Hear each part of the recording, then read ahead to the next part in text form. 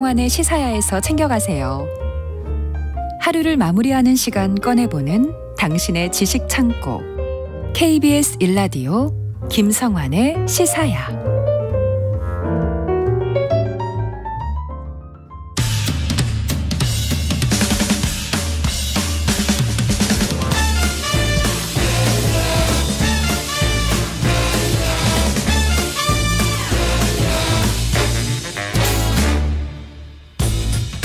일상 속 활력을 찾아내는 시간, 무엇이든 보러 가세요. 공연 제작사랑 안영수 대표 이 추운 날씨에도 나와주셨습니다. 네. 안녕하세요. 안녕하십니까. 네. 오늘도 흥미로운 공연 소식을 전하기 위해서 이 추위를 뚫고 달려온 안영수 인사드리겠습니다. 감사합니다. 네. 아유, 별 말씀을요. 집에 가는 길이기도 하고. 아, 이게 네. 안영수 대표의 최고의 장점입니다. 네. 오늘이 제일 추운 거라고 생각하면 또 버틸만 하니까요. 맞죠? 네, 맞습니다.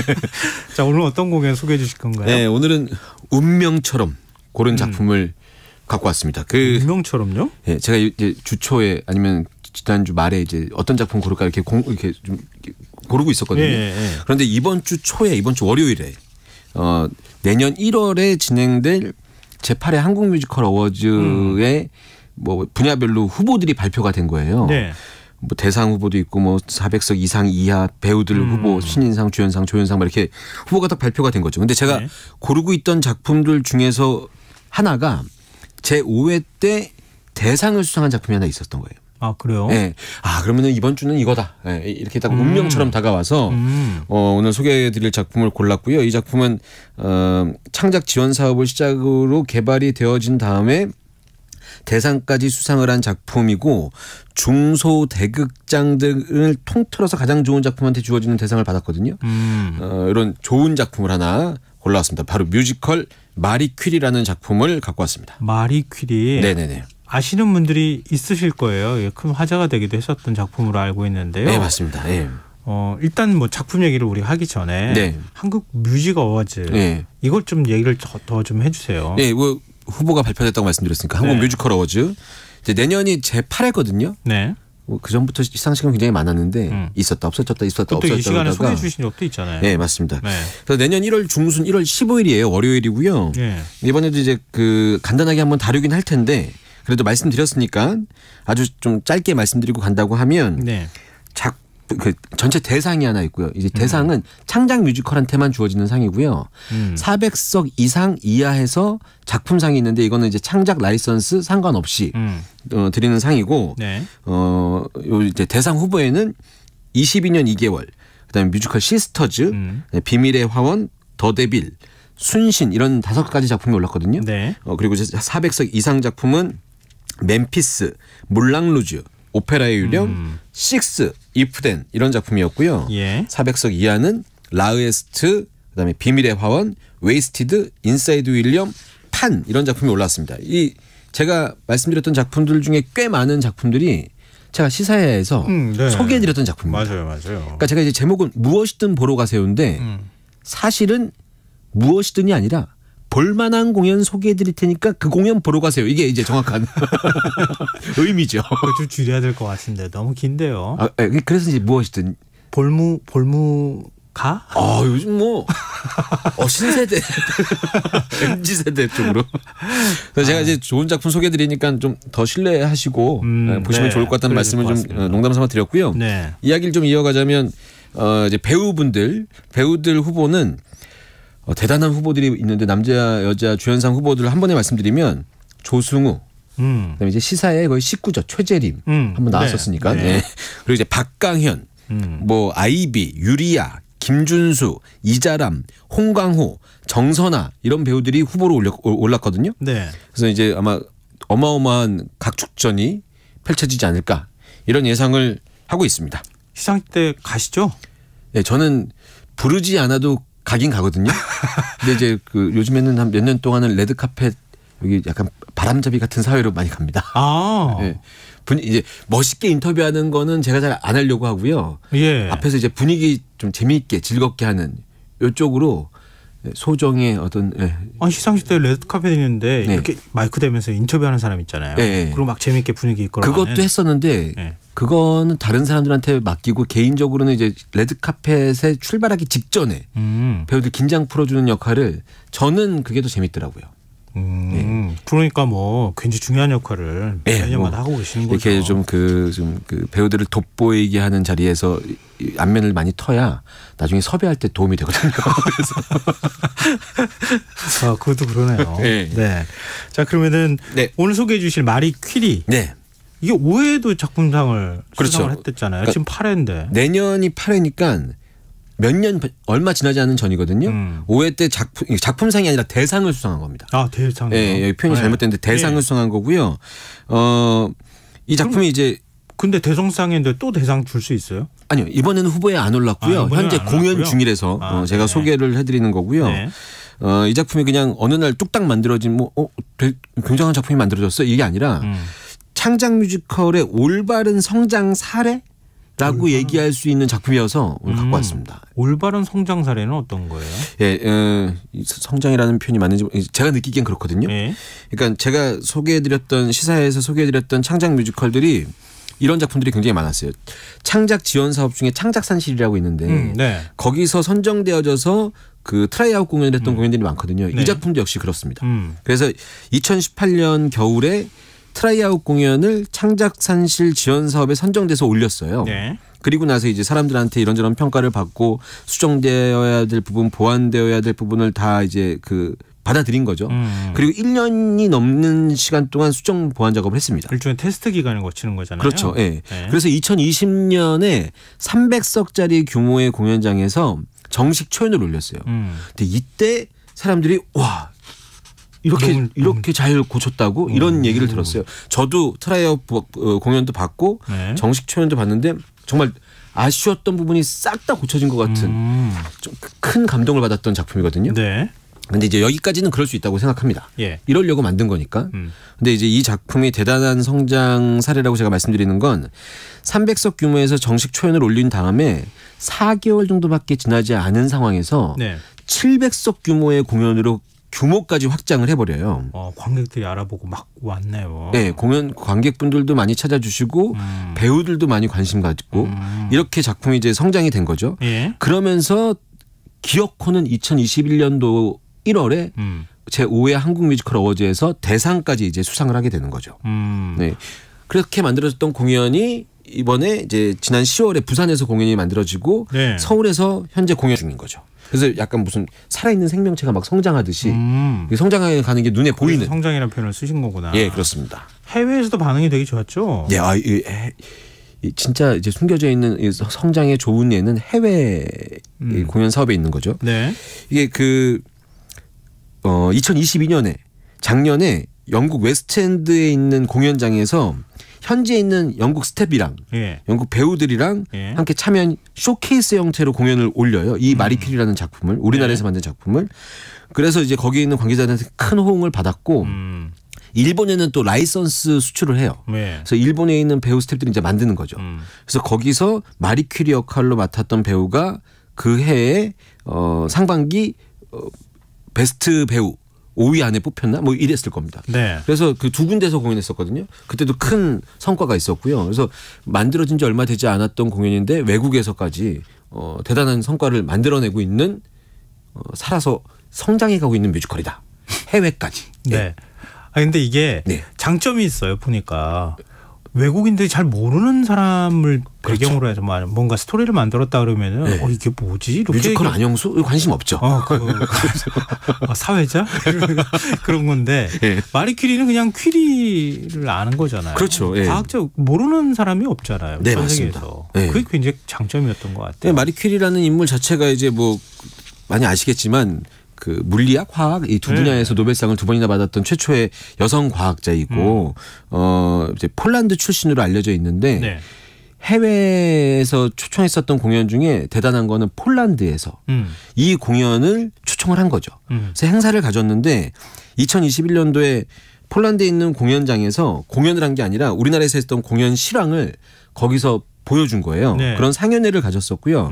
2022년도에는 폴란드에서 하는 뮤직 가든스 페스티벌에 초청이 돼서 갈라 콘서트도 하고 또 좀 역사적인 좀 의미 있는 작업은 마리 큐리 박물관에서 마리 큐리 후손들이랑 네. 토크 콘서트를 또 했던 거예요. 그리고 요새 이제 대박은 이 그 페스티벌에 참여했었던 작품들 중에 그랑프리인 황금물 뿌리개상, 황금 물 뿌리개상인지 모르겠는데 제가 띄어쓰기는 모르겠어요. 황금 그 최고의 그랑프리 상인 거죠. 아, 예. 이 상을 수상하면서 한국이랑 폴란드 문화수교에도 굉장히 중요한 역할을 했다고 하더라고요. 그 이것 때문에 아마 많은 분들이 아실 거예요. 기사가 이것 때문에 많이 났어요. 맞아요. 예. 아니 우리나라에서 만든 창작 공연 마리 퀴리가 네. 폴란드에서 상영이 된대 뭐 이런 거 있잖아요. 그러니까 대단한 작업을 해낸 것이고 그거를 해외에 있는 스태프들도 인정해 준 거고 폴란드에서 왜 우리의 마리 퀴리를 너희가 이게 아니라 받아들여서 그걸 보고 박수를 보내준 거니까 인정받은 것 같은 생각이 들어서 굉장히 맞습니다. 기분이 좋았던 그런 작품입니다. 자, 그럼 여기에서 우리 노래 한 곡 좀 들어보면 어떨까요? 예, 첫 번째로 준비한 곡은 마리 퀴리 이번 시즌에 새로 합류한 이 마리 퀴리 역할의 배우가 김소연 배우라고 많이들 아실 텐데 네. 불후의 명곡도 많이 나오고 네. 하니까 제 친구입니다. 네. 네, 동갑인데요. 오늘 유달리 그냥 배우들 많이 한다고 네. 직간접적으로 과시를 하시는데. 네, 저 약간 그런 게 좀 있습니다. 네, 업계에서 좀 있다 보면. 그래서 네, 김소연 배우가 이번에 그 합류를 마리 퀴리에라는 작품에 해서 좀 그 반가운 마음도 있고 그래서 이 김소연 배우의 그 목소리로 녹음된 음악을 갖고 왔고요. 네.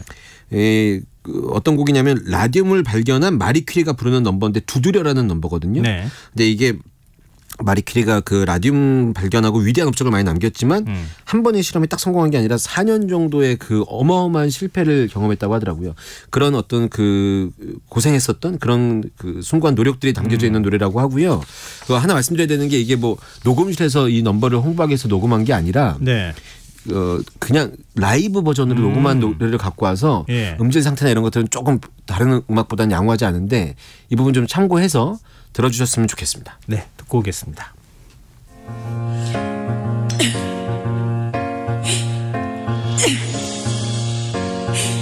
온 힘을 모아서 부수고 녹이고 집중해 순서만 생각해 있는 것 몸을 내 던져 다 부서지게 저 높은 산도 잡념까지도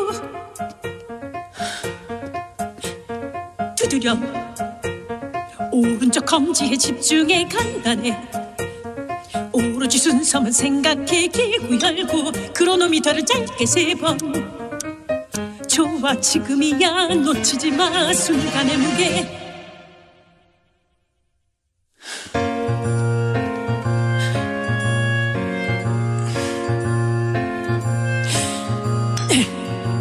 온 힘을 모아서 부수고 녹이고 집중해 순서만 생각해 있는 것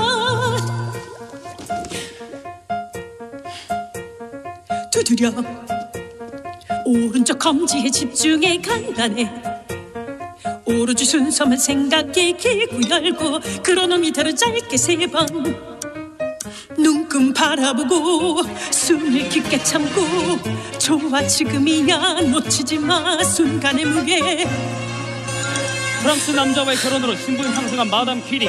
그녀는 아내와 어머니로서의 전통적인 역할을 등한시하고 과학자 그룹에 끼어들고자 하는 야욕에 사로잡혀 있다. 추워 중년부로 허송 태어나는 동안 그녀의 어린 자녀들은 여성이라면 마땅히 익혀야 할 기본 뜨개질조차 배우지 못하고 있다. 어지러워 홀로 밥상머리에 앉아 아는 딸 이렌의 정서 상태가 심히 걱정되는 바이다. 아파 너무 아파 엄마가 두고 갔나 봐. 아빠랑 같이 한번 볼까? 이렌 엄마가 지금 너 옆에 있든 어디든지 널 사랑하는 마음은 똑같아. 다만 지금 널 사랑하는 방법은 여기 실험실에서 엄마가 맡은 몫을 열심히 하는 거야. 너도 나중에 엄마와 같은 상황이 되었을 때 너 역시 네 일에 집중했으면 해. 같이 넣어둔 건 낙하 운동에 관한 실험 도구야.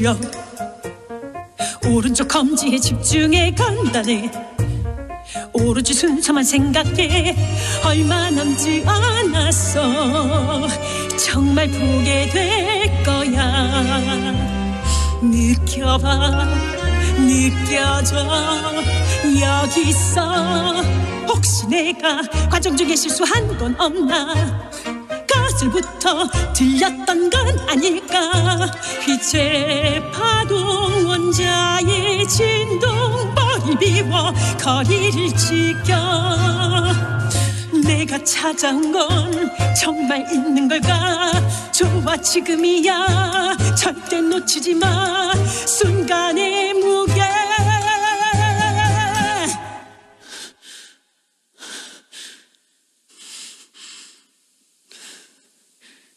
전보입니다. 아버지가 위독하시답니다.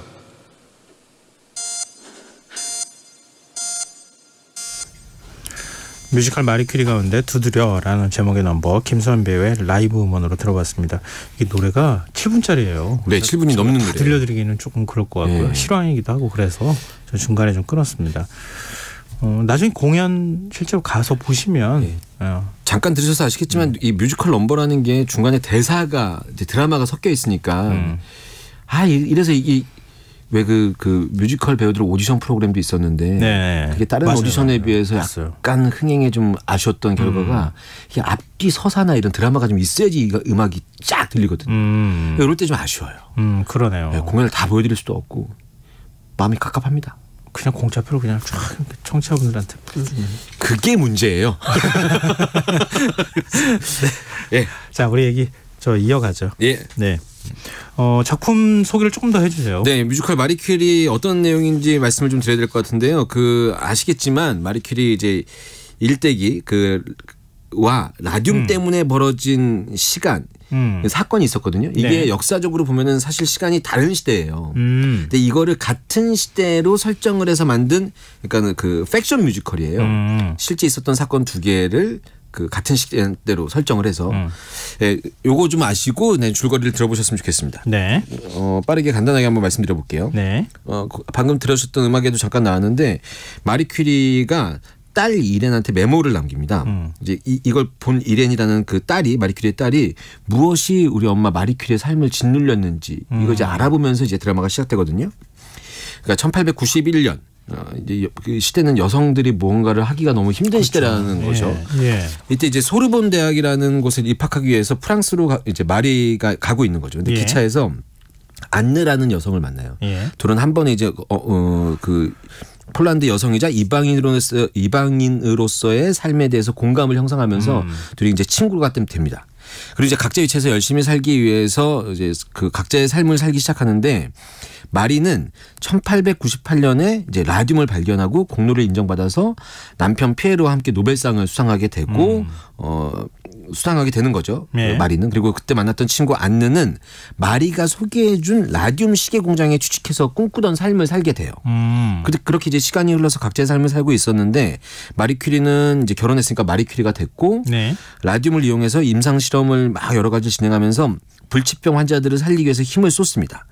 이런 삶을 살고 있는데 이쪽에서 공장에 다니고 있던 안느한테 어떤 일이 벌어지는데 무슨 일이냐면 안느가 다녔던 공장에 직공들이 알 수 없는 이유로 죽게 되는 거예요. 근데 그거를 이제 그 안느가 알아보니까 이게 사실은 라듐 때문에 벌어지고 있었던 일이었던 거죠. 그런데 이제 그 공장에서는 이 라듐의 위해성을 은폐하기 위해서 막 부검 기록을 조작했고 막 이런 사실을 안느가 알게 돼요. 그런데 안느는 이제 이 죽음의 사실을 사회에 알리기 위해서 큰 결심을 하게 되죠. 근데 한편에서는 라듐을 계속 연구했던 마리 퀴리도 이 사실을 알게 되는 거죠.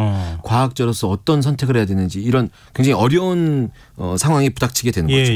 이제 마리 퀴리는 라듐의 빛과 그림자 이제 두 얼굴을 마주하게 되는 것이고, 근데 여기서 피하지 않고 안느와 마리 퀴리는 이런 현실에서 피하지 않고 이걸 이겨나기 위해서 서로를 응원하면서 그런 모습을 보이는 거죠. 이게 이제 뮤지컬 마리 퀴리가 갖고 있는 전체적인 줄거리입니다. 그러니까 방사선에 다 노출이 되고 그래서 마리 퀴리 부부도 역시 사실 그것 때문에 맞아요. 사망을 했고 그런 소재를 끌고 와가지고 지금 작품을 만든 거잖아요. 그렇죠. 이제 이게 잘못 보이면은 그런 어려운 상황에 피하는 모습이나 이런 것들이 보여지는 게 아니라 그렇게 보여줄 수도 있었는데 그걸 잘 연출을 해서 그런 것들을 현실을 맞닥뜨리고 이걸 계속 싸워나가는 모습을 그리거든요. 근데 이런 모습이 굉장히 좀 지금의 어떤 사회에도 많이 여러 가지 생각을 하게 되는 그런 작품이라고 말씀드릴 수 있을 것 같습니다. 우리 사실 학창시절 때 어렸을 때 네. 마리크리 위인집 뭐 전집 같은 거 있으면 보잖아요. 네. 근데 거기에는 이런 내용이 없잖아요. 그렇죠. 네. 그거를 어디에서 봤는지 딱 이렇게 포착한 거잖아요. 그렇죠. 그걸 이제 시간대를 잠깐 설정을 바꿔서 이걸 잘 표현했던 것이고요. 방금 좋은 말씀해 주셨는데 저도 이제 그 연출이랑 이런저런 인터뷰를 하다가 듣게 된 사실인데 이 작품이 처음에 어떻게 만들어졌냐면 작가가 이제 우리 아이한테 위인전을 읽어주기 위해서 위인전을 고르고 있었는데 여성 위인전이 별로 없었던 거예요. 근데 그 중에 있던 게 퀴리 부인이었던 거죠. 근데 그걸 문득 아니 위인전이면 본인의 이름이 들어가 있어야지. 왜 퀴리 부인이지? 이 사람의 진짜 이름은 뭐지? 이런 생각을 하게 됐더라고요. 네, 하게 됐다고 하면서 이거를 글로 써야 되겠다는 생각을 했다고 하더라고요. 그래서 사실은 굉장히 자연스럽게 퀴리 부인 이렇게 불렀잖아요. 저는 뮤지컬 마리 퀴리 만나기 전까지만 해도 계속 퀴리 부인이라고 이렇게 불렀었거든요. 근데 이 작품을 그런 의미에서도 또 이제 작가가 쓰기 시작했다고 하니까 아까 그 사회성을 담고 있는 메시지도 있고 지금을 살고 있는 사람들한테 뭔가 이름 자체로도 전해주는 메시지가 있어서 좋은 작품이고 좋은 의도고 지금 필요한 작품이 아닌가 이런 생각을 하게 됐습니다. 이 작품이 뭐랄까요 시사하는 바를 아까 잠깐 언급을 하셨어요. 뭐 어떤 문제가 있을 때 문제를 회피하고 피하지 않고 정면으로 맞서는 모습. 이게 일종의 감동을 던져준다는 거잖아요. 그렇죠. 그리고 그게 학교로 가면서 만난 안느라는 친구와 마리 이 두 사람이 서로의 입장이 사실은 다른데 한 명은 나dim을 가지고 여러 가지 실험을 하는 사람이고 한 명은 그것 때문에 심한 상처를 받은 사람인데 그걸 나중에 발견한 사람이고 이쪽은 그것 때문에 오히려 병에 걸린 사람이잖아요. 그렇죠. 근데 이 두 사람이 각자의 소명이나 길을 인정하고 하면서 각자의 위치에서 자기의 역할을 하는 것들을 서로 위로하고 인정해 주니까 보는데 그래 사회는 이렇게 성장해 가는 거지 라는 생각이 들면서 이 작품이 왜 좋은 작품인지 왜 대상을 저희가 수상했고 왜 폴란드에서 초청했는지 이런 것들을 좀 딱 가슴에 와닿는 그런 느낌이었었습니다. 이게 워낙 잘 만든 작품이다 이런 평가를 많이 해주시니까 좀 보고 싶다 이런 생각이 드는데요. 이 무대 연출은 어때요? 괜찮아요? 이게 연출이 김태형 연출이라고요. 이 사람이 카이스트 출신이에요. 근데 마리 퀴리에 대한 이야기를 쓰니까 과학적인 지식이 나름 또 필요하니까 그렇죠. 이런 부분을 배우들과 스태프들한테 잘 설명하고 왜 무대 배경에 공식 같은 게 막 써져요. 근데 그게 잘못 써진 걸 누군가 관객 중에 한 명이 보면 이 작품에 대한 흐름이 딱 깨지거든요. 근데 그거 일부러 자기가 다 찾아서 쓰기도 하고 그랬고요. 무대 연출 지금 시간이 별로 없는데 무대에서 쓰는 여러 가지 어떤 그 벽이나 이런 것들을 무대 디자이너랑 잘 상의해서 소극장에서 대극장으로 올라가고 있는 이제 규모가 확장됐던 것들을 좀 이렇게 잘 표현해서 공연을 보는 사람들한테 그 규모가 갑자기 커진 게 아니라 차곡차곡 커진 것 같은 그런 연출을 굉장히 신경 써서 했다고 하더라고요. 그러네요. 자, 이제 끝으로 노래 어떤 거 갖고 오셨습니까? 준비한 내용이 굉장히 많았는데 급하게 말씀드려서 좀 아쉬운 마음이 제가 있는데 공연장에서 꼭 보셨으면 좋겠고 마지막 곡은 제가 조금 전에 말씀드렸던 마리 퀴리의 마리와 안느가 서로를 위로하고 의지하면서 부르는 넘버 그댄 내게 별이라는 넘버거든요. 공연장에서도 이 노래 부르면 관객들이 굉장히 많이 눈물도 흘리고 그래요? 두 개의 탑에서 부르는데요. 너무 멋진 신입니다. 요거 준비했습니다. 마지막으로 감동을 확 던져주고 가시려고 하는 것 같은데요. 어떻게든.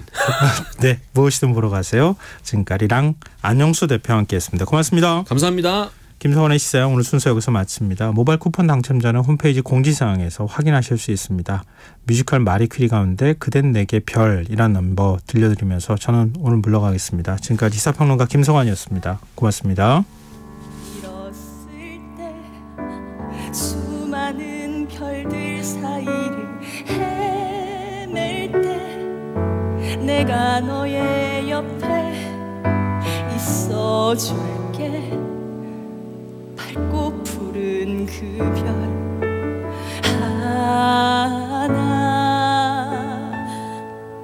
넌 항상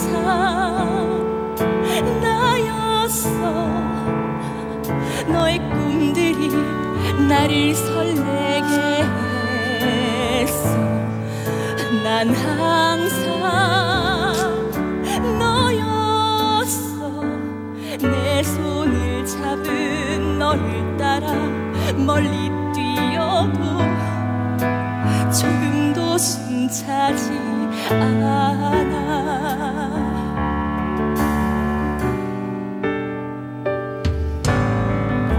길을 잃은 날 의심할 때 너는 나보다 더 날 믿어줬지. 내게 언제나 넌 크고 환한 별. 너의 믿음이 날 어디든 가게 해. 넌 항상 나였어. 너의 꿈들이 다시 날 일으켰어. 난 항상 또 다른 너와 나눴던 수많은 시간들이 날 여기까지 데려왔어.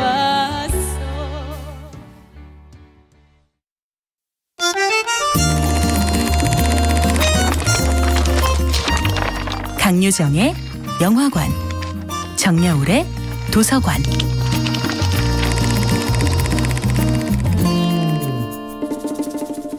안녕하세요. 여러분과 아름답고 풍요로운 책 이야기를 나누고 있는 작가 정여울입니다. 오늘 함께할 책은 롤랑 바르트의 애도일기입니다. 롤랑 바르트를 가장 아프게 하는 사진 속의 이미지는 바로 사진 속 어머니의 어린 시절이었습니다. 어머니는 돌아가셨지만